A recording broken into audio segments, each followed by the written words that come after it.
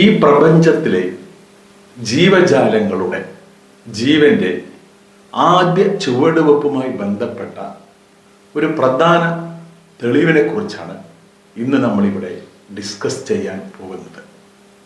അതാണ് zinc spark പ്രതിഭാസം. എന്താണ് സിങ്ക് സ്പാർക്ക് പ്രതിഭാസം എന്നത് നമുക്ക് വിശദമായിട്ടൊന്ന് പരിശോധിച്ച് നോക്കാം.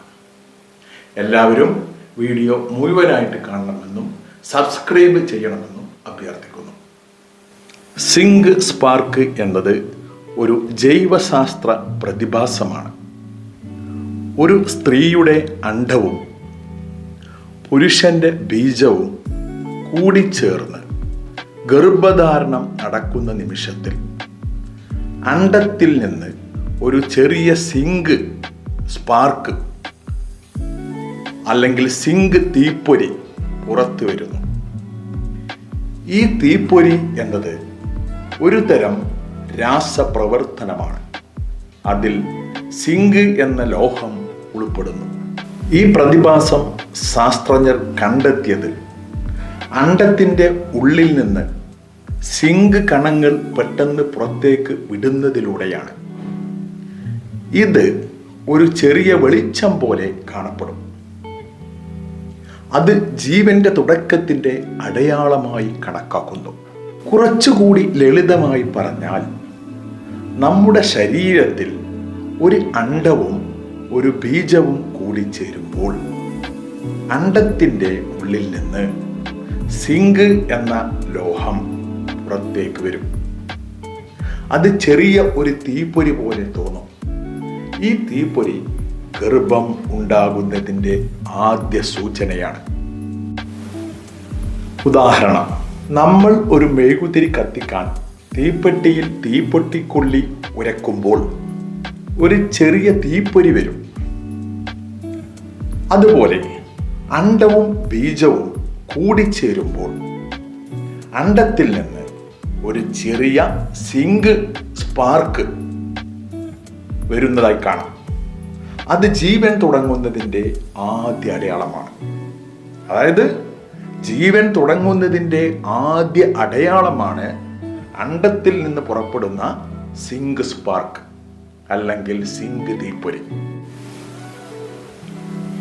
ഈ തീപ്പൊരി അല്ലെങ്കിൽ ഈ സ്പാർക്ക് ഒരു തീപ്പെട്ടിയിൽ നിന്ന് തീപ്പൊട്ടിക്കൊള്ളി കൊണ്ട് ഉരസുമ്പോൾ കാണുന്ന തീപ്പൊരി ഉണ്ടല്ലോ,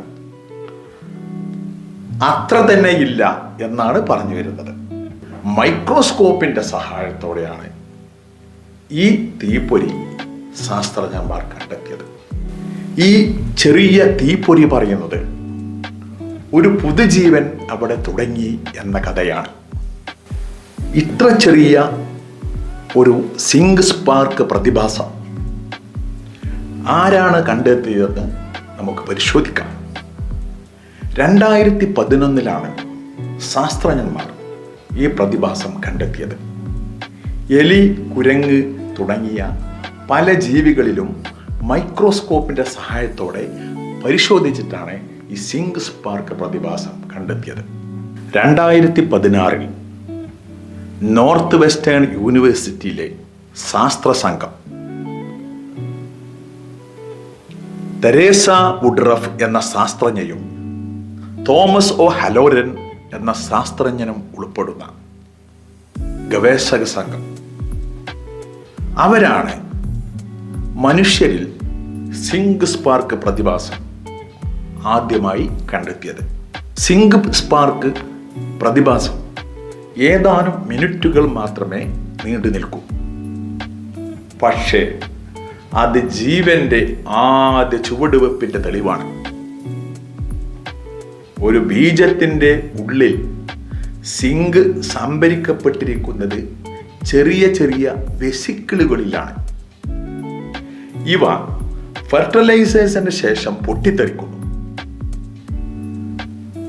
ഈ പ്രതിഭാസം സാധാരണ നമ്മുടെ കണ്ണുകൾക്ക് കാണാൻ കഴിയില്ല.